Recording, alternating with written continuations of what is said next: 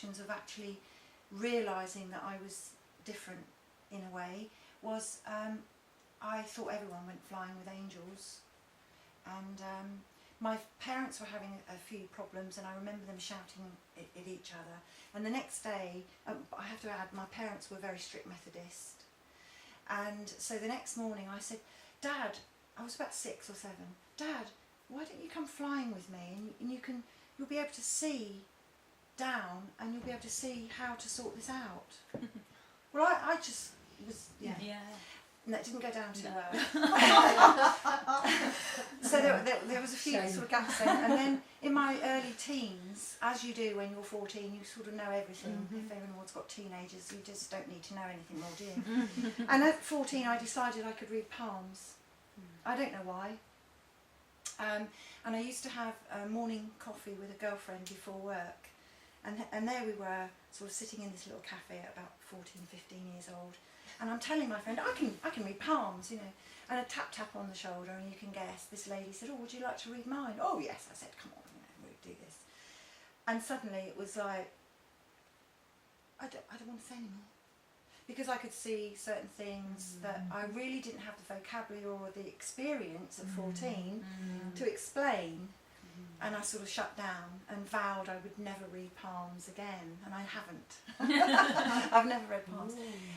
So then that shut down a little while, and then you sort of get in the business of having babies and children and divorces. Then a huge trauma came into my life. I had a breakdown. I remember lying in bed, having taken the phone off the hook, closing the curtains, and deciding I was never going to talk to anyone again. So I laid in bed for 2 days, and then woke up and thought, oh, I'm still here. And then it was just a sort of, okay, palms up, please help me.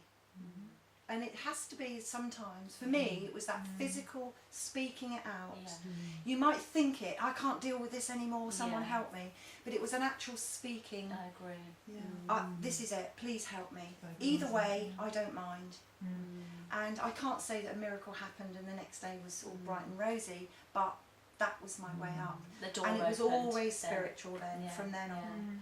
And it's complete surrender, isn't it? Yeah, complete surrender. Totally surrender. I was prepared to go or or stay, whichever. But that total surrender is why a lot of people, I think, become aware of spirit through trauma. Yes. Because you have you're at your wits' end, aren't you? You're at your lowest ebb. Pushed to The only thing there is spirit. That's right. So when we're completely surrendering, I call that being in divine alignment. That is that moment when there is nothing but you, and you, which is Divinity. everything, the divinity, because there is nothing in the way, is there? Everything was, you've just dropped everything, and this There's is no why ego. there's all that. Let's go back to this place of being. A lot of the masters say, don't they, in certain things I've read, you know, that sort of like being the nothingness, being the stillness, being that place of surrender, and that's when the answers, the 9 come through, you know, when obviously you're more conscious of doing that, Magenta, and each of you in your own way when you're working, but it is, isn't it, it's that moment where you completely let go, and then there's that, I call it that spark of divinity, kind of something happens, you get a thought, a creative thought, an idea, something comes through, and then that gives you that, okay, I can do this, I can get up out of that bed, I can you know, I can lose this weight, or whatever it is that, you know, we're battling with, or whatever we're challenged with, and we're all challenged with something constantly. And hearing your story, both of you, and you as well, Magenta, today, you've all given examples of times when you've been really down, whether it was your, you know, your cancer that you had. Ditto. And everybody I'd like to say that was the lesson, and that I never had to learn another one. But only a couple of years, 3 years ago, I broke my foot, and I was already working with spirit, and you know, thinking I was okay and doing good things and stuff. Suddenly, I broke my foot. The very next day, I had an open house to raise money for the Hawaiian disaster. And I thought, I can't move. I absolutely can't move. So, however, we had open day and people drifted in and out. And I'm thinking, what is this about? I've broken my foot. So I must need, really what I'm saying is when something happens to me now, I analyse it or look at it from a different perspective. What is Spirit trying to tell me? What am I doing? Have I gone off the path somewhere?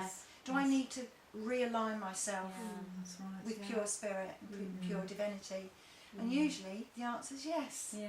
Because It's a constant, it's a constant asking, isn't it? It is, Constant it is, yes. challenges and re-evaluating. And I think when you do get to the point, one thing I've learned quite recently is you can sort of land in this place that's just fits and it's just so blissful and you're like, I'm there. And you do have to realise that you might not necessarily stay there. That's right, change happens. Something will come along and you're going to go, which is, you know, that's happened to me quite recently. And what I now do is recreate the feeling of being there, even when I'm sort of dragged over here because something's happened, to try to align everything from the 0 point. I say try, and try is not particularly the best word, but you know, I'm not there yet. You know, I'm there in that 0 point knowing and that alignment with the 9, but I'm in alignment with the global sort of energy as well, which is one of transformation and a series of transformations, constantly moving from the caterpillar into the butterfly. But then there's the next evolution. There's the next level. Yeah, absolutely. And I believe that you know, life is like a schoolroom, and it's you sit down at your desk and you get an exam paper slapped in front of you, and if you don't pass the grade, then it's going to be slapped in front of you again, but in a different way. And it will keep being slapped in front of you until you actually make the grade, and then it disappears, and then you get the next exam paper. So it's this constant cycle of going through the same kind of mistakes that a lot of people make. But once you become consciously aware, like Sheela said, I think when you're actually kind of monitoring what's going on, and you ask the question, why? Well, why did that happen? Okay, so I'm looking at it in a very different way. It's on the energy level rather than on the you know, the crude level, the physical level. the physical level. That's right, because that's not where the answers come from. No. But it's a bit like the Chinese that you were saying who look at wellness. It's exactly the same principle. I mean, what I do and what I teach or say to all my clients and people, you know, if it's a workshop setting or whatever, is, you know, what is the positive in this? Ask yourself that question. That's right, Always ask yourself that question. Everybody that you meet, everybody that you come across, whether they're the ones that are smiling and want to be friends with you or the ones that are your enemies and want to kill you, it's absolutely, there's something in positive in all of that. Definitely. Because, you know, in fact I was talking to this with someone, everything, there's a duality, there is both sides of everything, and there has to be. If there wasn't that classic, we can't obviously experience the other side of it.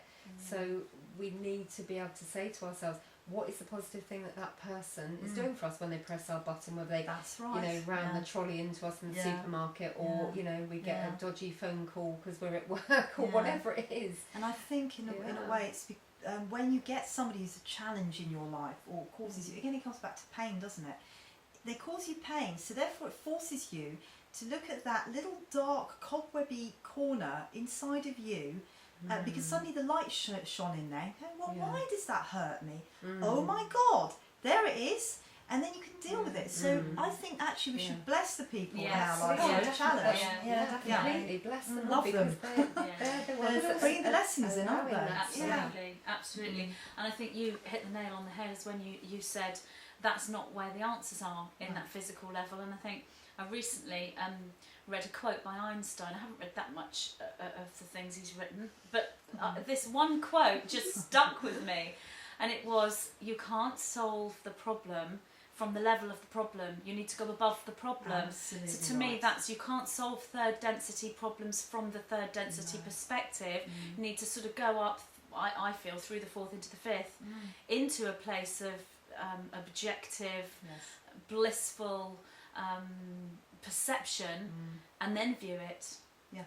And sometimes maybe get the duality, as you say, of the two viewpoints and think, okay, where's the gift in this, where's the positive in this? And the way I'm told from the 9 is, once you're in that place of constantly, as you say, evaluating, re-evaluating, looking at the challenges from another perspective, you're in a state of flow. So it's unravelling this, you think, I've got it, and I've let it go, great. And then there'll be a time, and then oh, there's something else, and I didn't think I had any more. I mean, a client said to me the other day, I thought I dealt with all my issues, okay, and then something happened. And this is a really lovely client, developing and opening and teaching and doing all these wonderful things.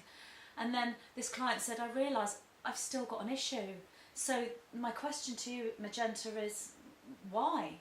So I would say, but we do. It's a constant refining.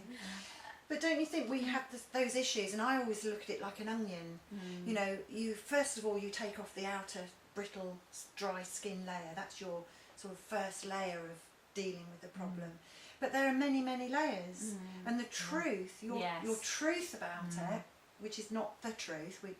That's a big issue. Yeah. But your truth about it is that very, very centre bit. So you may go through your life and take off many, many layers, and then become spiritual and step into a new dimension. But hey, you've still got your onion. Absolutely. And what we do is it's presented to us in different ways, so that we're constantly looking at not necessarily the same problem, but the same energy of the problem.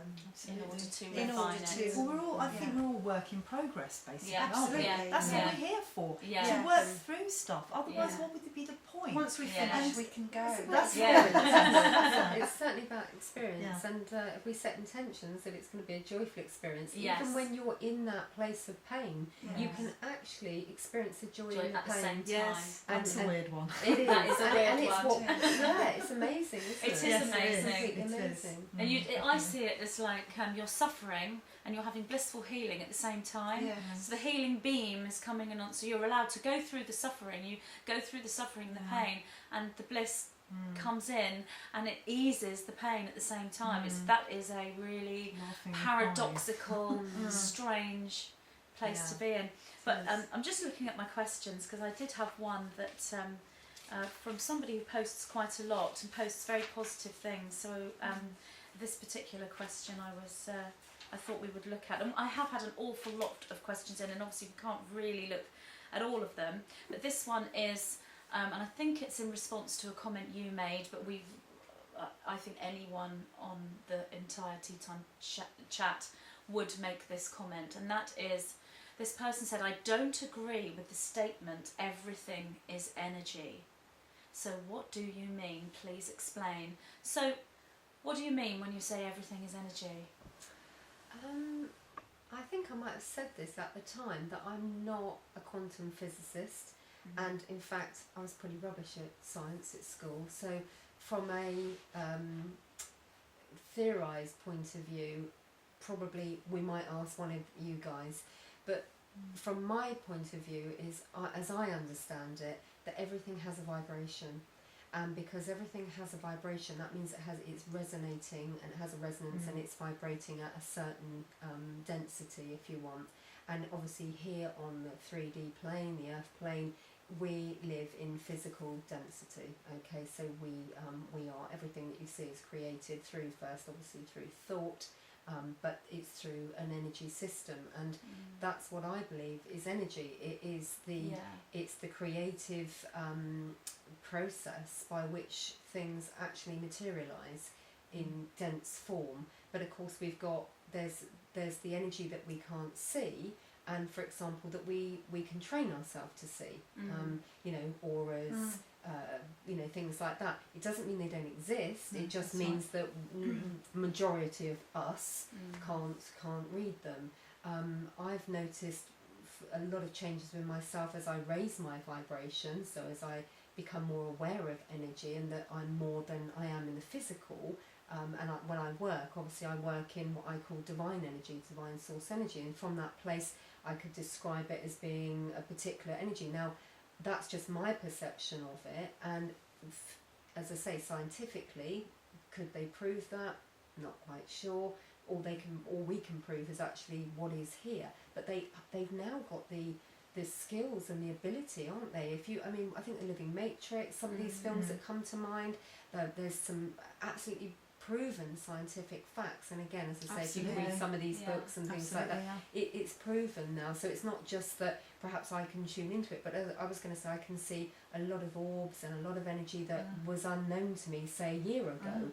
So, but I can't quantify that and say, well, but then I can watch something like Living Matrix, or read one of, I think it's one of Greg Braden's books, I think particularly comes to mind, which I haven't actually read, I might say, but if I did, he'd probably explain exactly in physical terms what it is I'm doing. So what I believe, everything is energy, everything has a vibration, and that I think that what I do is direct people to, you know, some of these, you know, amazing people that are actually proving it. I wonder if this is coming down to semantics. I wonder if when you made the comment, it might have been me that made the comment, I think it was you, but it is something I would say as well.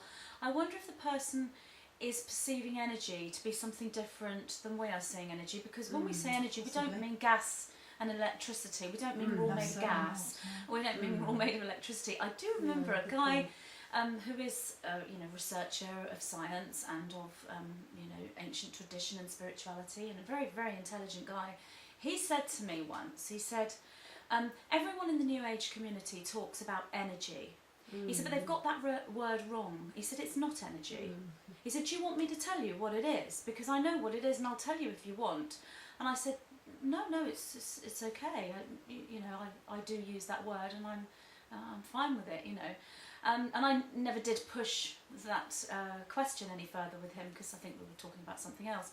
But I remember a little while afterwards, I did ask the Nine, and I said, you know, what did he mean by that? And the word energy is used to explain this throughout, and I don't really like the word the New Age community, throughout conscious people who are working with divinity and inner self-growth, in whatever words you want to use.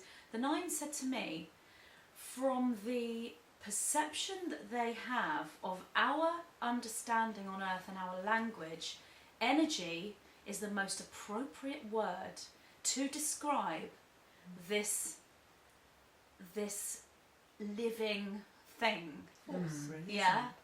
Energy is the most appropriate word, and what it is it's a living expansion of source. I mean, we could use the word love, or we could use the word chi, or we could use the word prana or God, but energy is more in alignment, because it is a little bit like gas and electricity. It's similar can't see to electricity, can you? I mean, no, that's the classic. You don't actually see electricity, do but you? also, energy transmutes from one form to another. So from light to heat, we can see this in the physical world. When a wave comes in, the end of that energy goes into the sand. Yes. So it's constantly being transmuted from one form to another, and you can't destroy it. And I think that it does come down to the vibrational frequencies, because I know a lot about the vibrational frequencies of colours and music, for instance, with the work I do. And it's about that higher level frequency being spirit, if you like, or much lighter. The lower level frequencies, like some of the negative emotions like anger, they're very low level frequencies, and you can feel it. It's a visceral feeling. So it's more physical. Of course, our physical body is the most physical, but it's interesting to note that when you go down to the atomic level and you look at an atom, it's space.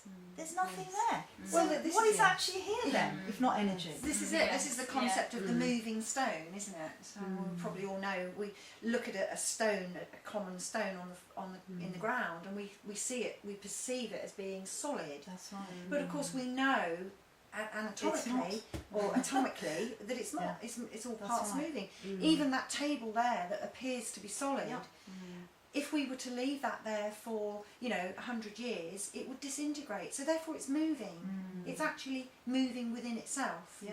I'm pretty sure though that this isn't, just sort of airy-fairy channeling. I'm pretty sure that this concept of everything is energy is actually now a standard, proven model in physics. In fact, in the universities, students of physics and quantum physics, I'm pretty sure they're taught this, which brings me to another question asked by a different poster who said, where is your scientific proof of all this? And as you said, I'm not a scientist, you obviously know quite a bit about science, but I would refer people to The Living Matrix, Greg Braden's books. There's another wonderful film. Nassim Haramein, and the information he's bringing forward.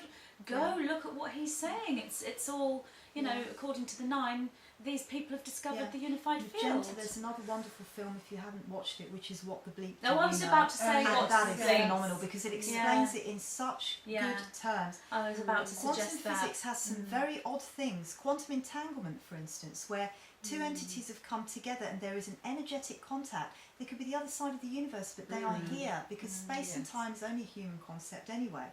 So, you know, things like that, quantum entanglement, mean that all is one effectively because we all have connections together.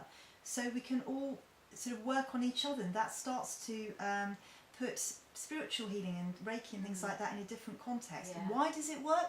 Because of quantum entanglement. Yeah. So science and spirit are definitely coming together nowadays. Oh yeah. But you know, certainly there are some very weird things like the Heisenberg principle and the observer affects the observed, where everything that we see, we actually create our own reality because we will experience what we want to see. Did you come across, I don't know, in that film, the example of it's one of the Is one this of the what the bleep? explorers? Yes, one of the explorers discovered the island. I think it was the Cook Islands. Yes. And the shaman was Amazing. looking out to the water.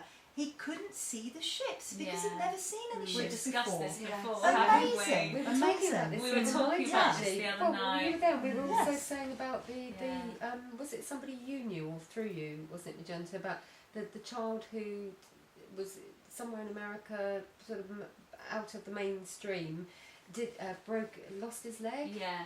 And then regrew it. Yeah. And And it's that actually goes back to visited belief and because he didn't. placebo. Yeah, because Yeah. he He didn't didn't know you couldn't That you regrow couldn't. a leg. Yeah, Exactly. having Yeah. been told by the Yeah. adults. Yeah. Yes. Yeah. Yeah.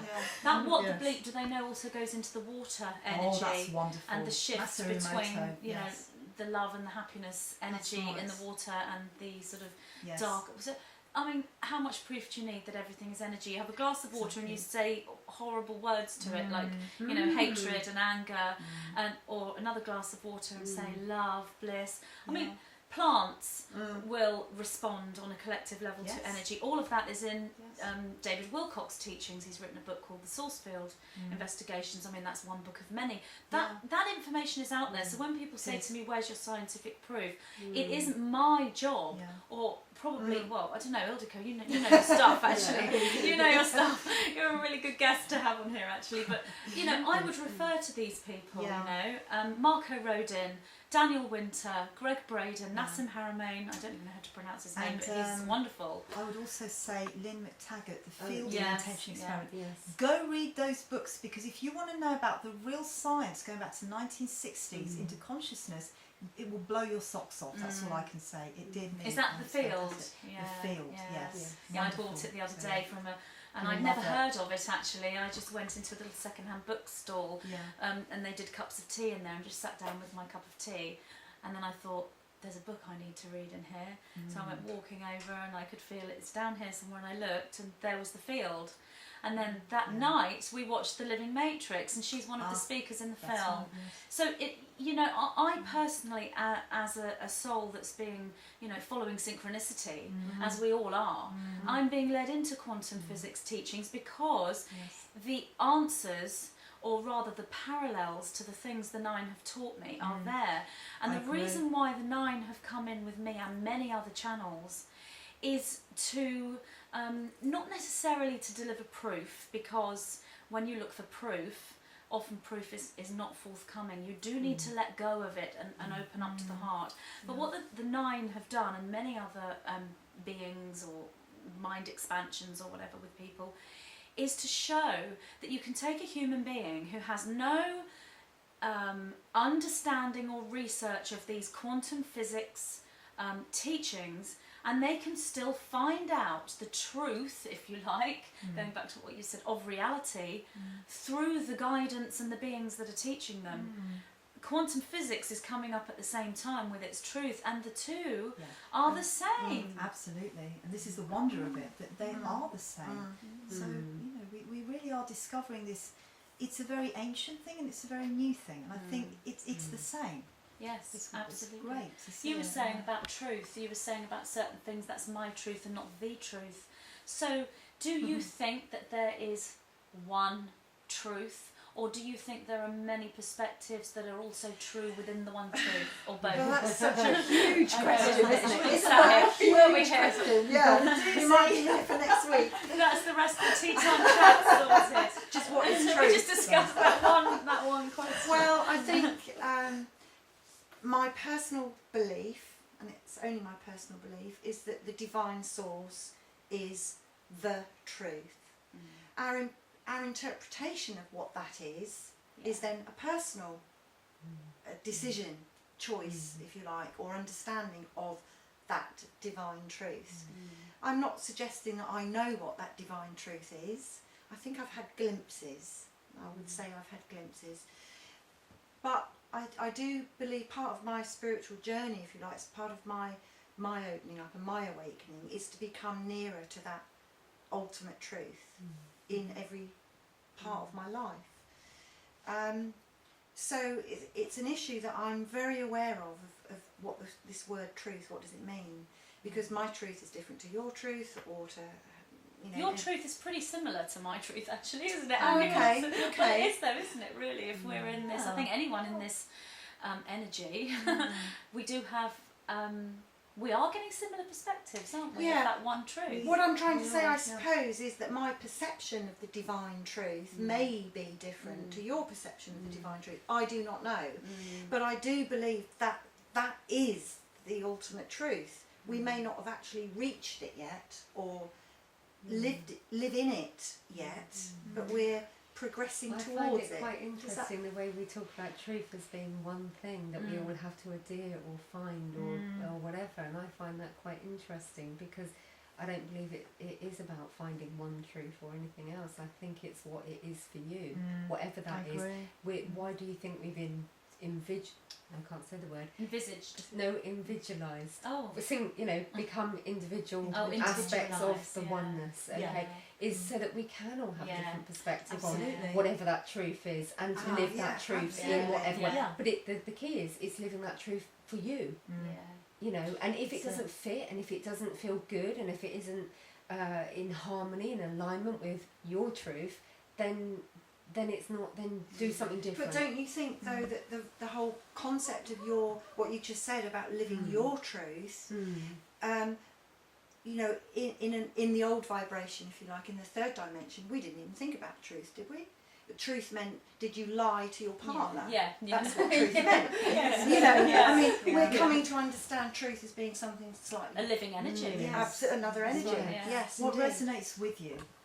What feels right and resonates with you is really your truth. And are there any words to even describe it, when truth is really that same thing? You know, energy, truth, love and divinity are kind of little sparks of the same thing.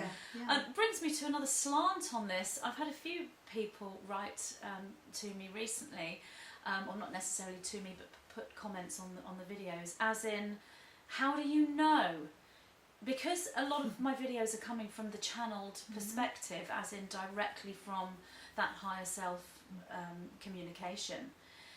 It's not me that knows, as in the magenta that you see. And I would say, you know, we need to be open-minded and think, well, this may be true, or that might be true. We're looking for our belief. We're moving into paradigms of thinking, and perhaps out of belief with certain things. But when you are channeling, as in communicating from that expanded point, which is the connection with Source, you need to have knowing. You need to be unshakable in your truth in order to deliver the teaching. Does that make you an egotistical know-it-all? That's not how I see myself. I see myself as extreme humility. But that you can come across that way to some people, because they're going to say again, how do you know? No one knows. The thing is, I think if you are, because what I do is I clear down my negative stuff every day. I work on myself every day with the life review.